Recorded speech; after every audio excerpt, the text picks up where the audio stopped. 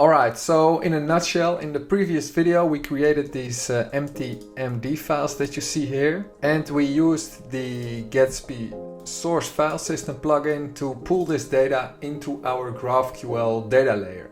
And this enables us to query that data. So yeah, we created a page query here inside our, inside our blogs page.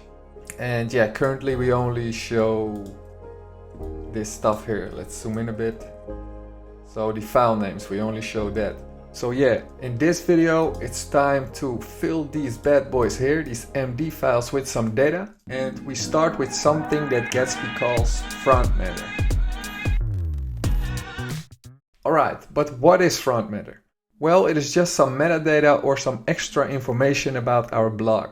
Now, in order to tell Gatsby that we have specified some frontmatter data or some metadata, we must start with 3 dashes like this, and we must end with some 3 dashes like this. And then inside here we can specify some key values. For instance, we can say date and then 2022-01-01 like this. So yeah, the year, the month and the day.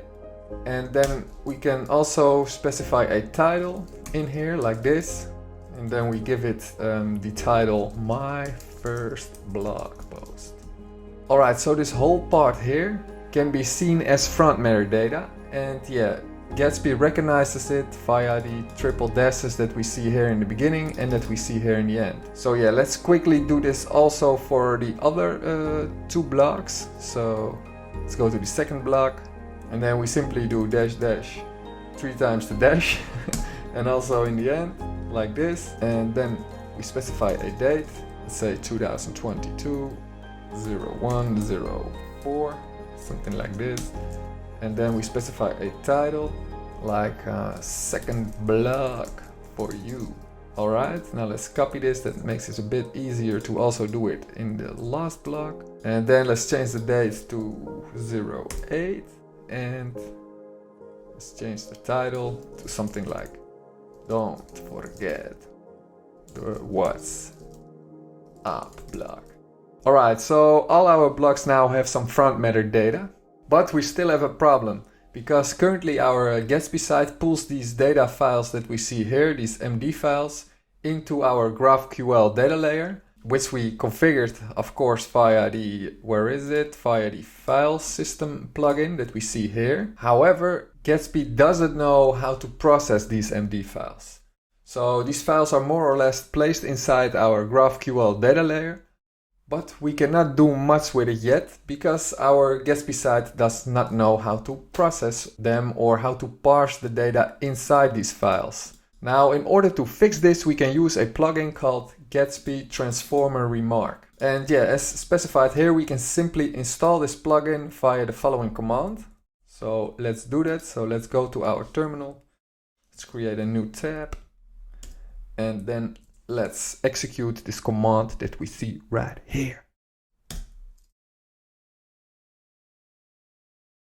Alright, so it is finished. Now, if we go to our package.json, then we see that it is installed right here. Now, if you watch the previous videos, then yeah, you know that we also have to configure this bad boy inside the gatsby.config file. So yeah, how do we do that? Well, that is pretty easy. Just below here, we specify the name of our plugin. And let's simply copy the name. So this is the name of the Gatsby Transformer Remark plugin. And we simply paste it in here. Alright, so once we have done that, Gatsby knows how to parse or how to process the data inside our MD files. So we simply go to GraphQL, and this was the old query. So, this here. So let's remove it and let's zoom in a bit. Close this. Let's make this a bit wider. Alright, now if you go quickly back to the documentation, then if we scroll down a bit, yeah, then we see that we should see something like all markdown remark. So if we go back to the GraphQL UI or playground, then we don't see this field. And if you watch the previous videos, then you know that we have to restart our Gatsby development server. So this new plugin that we specified here is actually used by Gatsby. So let's stop the development server and yeah, let's restart it. All right, so it is finished. Now, if we now go back to our GraphQL environment, so to say, and if we refresh it, then bam, we see that we have here this all markdown remark field. So now we can simply create the query to get this frontmatter data that we see here. So how do we do that? Well, we simply select this all markdown remark field, and then we go to nodes. And in here we see something like frontmatter, so we select that one. And inside frontmatter we want to return the date and the title. And if we execute this query, then here we see that this exactly returns the frontmatter data of each block file that we have specified here. But we want to upgrade this query a bit because, as you know, here inside the frontmatter data we specified a date. And we did that for all the blocks. So if we execute this query, what we want is that the query returns the blocks or the frontmatter data of these blocks inside descending order. So how do we do that? Well, if you watched my other videos, then you know that we can use the purple fields to specify or to create some query parameters. So we simply select the sort field, and then inside here we select fields, and then here we want to use the frontmatter date field, and we want to order that in descending order like this. So yeah, it is as easy like that. So here we see that it is added to the query, and if we now execute this, then we see that the latest block or the frontmatter data of the latest block is placed at the top of this list, and the oldest block is placed below the list or at the end of the list. All right, so we have created the query. Now let's use it inside our code. So therefore we simply go to the code exporter, and yeah, we will use the page query. So let's copy this, bam, like this. And yeah, then we go to our blocks page that we have here. And yeah, in the previous video we created this query here, but we changed that to the new query to get the frontmatter data. So we simply paste it in here. And yeah, this is now our new query main. So yeah, let's remove this here because this doesn't work anymore because we now return different data. And yeah, if you want to know how this page query works behind the scenes, then I suggest to watch the previous video because I won't repeat it here again. So for now, let's simply log what we got back. So let's say test got, and then comma data like this. And let's go to the browser. Let's open up developer tools.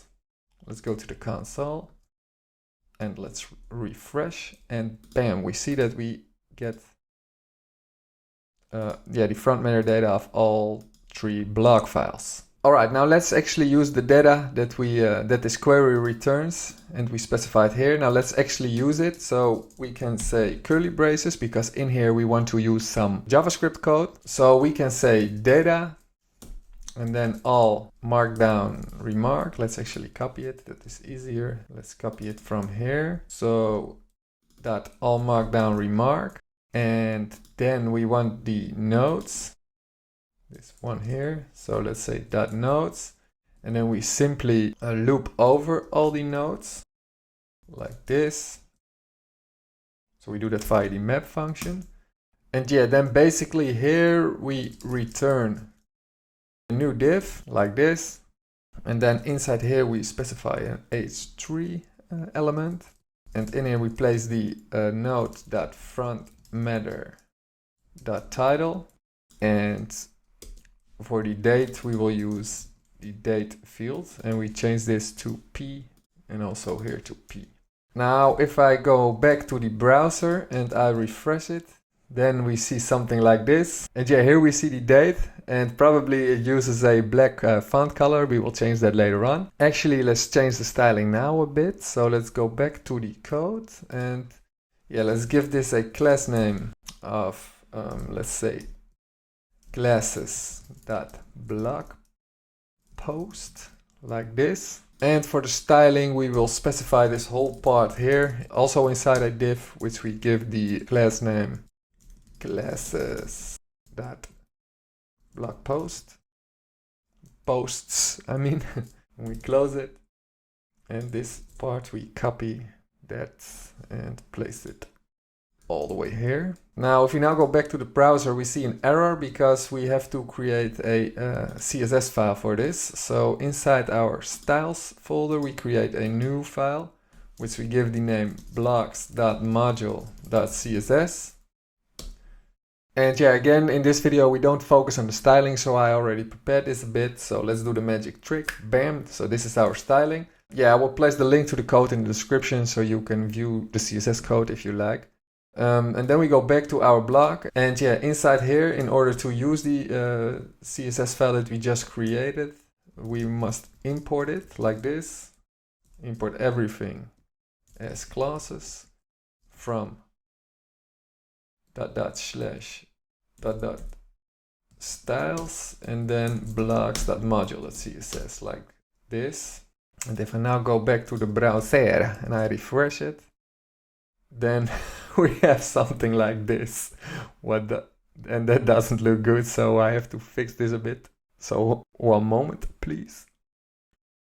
I already see it. Yeah, I forgot to wrap everything inside this blocks page class name. So let's go back to the blocks file, and then we wrap everything here inside this div. So let's close everything here like this. Oh yeah, damn it. This should be blocks page. Let's refresh. Yeah, finally we have something like this. All right. Now sorry if I ruined your time a bit. All right, now let's inspect this all in developer tools. All right, so yeah, this warning, we can fix that very easily. I won't dive into all the details now because that's not the idea of this video, but here we loop over all the front matter data, so to say. And then we must give this here a key, and the key should be unique. Now, in order to fix that, we will change the query a bit. So if we go back to GraphQL, and let's zoom in a bit, then inside this stuff right here, we see an ID right here, and yeah, that is basically a unique ID that is generated by Gatsby. So we can simply use that ID. So yeah, let's only copy this, and then we go back to the code, to our query, and then where the front matter data ends, we specify ID. So let's double check if this was the correct place. Yeah, front matter ends here, and then we specify the ID. And then here we can simply say node.id. And if we now go back to the browser, and if we refresh and open up developer tools to the console, then you see that our warning is gone. Now finally, let's say that we want to add some additional information to our front matter data. For instance, here we want to add a description that describes our block in a nutshell. So yeah, for the first block we can say something like, welcome, a beautiful day to dive into the intro. And then for the second block we can specify a description like, you must read this is our second block, bruh. And then for our last block we can specify a description like this, and then we say something like, read this to know what the F is up. Now we can very easily use this description inside our code. So yeah, we simply copy this key here, which we call description. And if we now go back to our blocks page, then inside here, inside the query, we don't only return the data and the title, but we also return the description. And then in here, we can simply duplicate this line, and then we say description. And if we now go back to the browser and we refresh it, we get, of course, an error. All right, let's double check in GraphQL, because this is always handy to debug. So let's refresh, and then let's see if we can find the description field right here. So we have the front metadata, yeah, and then here we have the description. So this should work. All right, now sometimes strange things like this happen. So let's restart the Gatsby development server. See if that works. Alright, let's refresh. Alright, so yeah, now we have it. I don't know what happened. Sometimes you have to restart the Gatsby development server. A quick thing I can do is to center this. So therefore I can go to the CSS and simply apply this. I forget to do that. Alright, now this still looks a bit strange, but that's because I forget to zoom out. So this is the original, so to say. So yeah, it looks like this. But that being said, this was the end of the video. Now in the next video we dive a bit deeper into this frontmatter data stuff, because in that video we're going to add a thumbnail to all of our blog posts that you see here. So yeah, you don't want to miss that one. I see you in the next video. Ciao!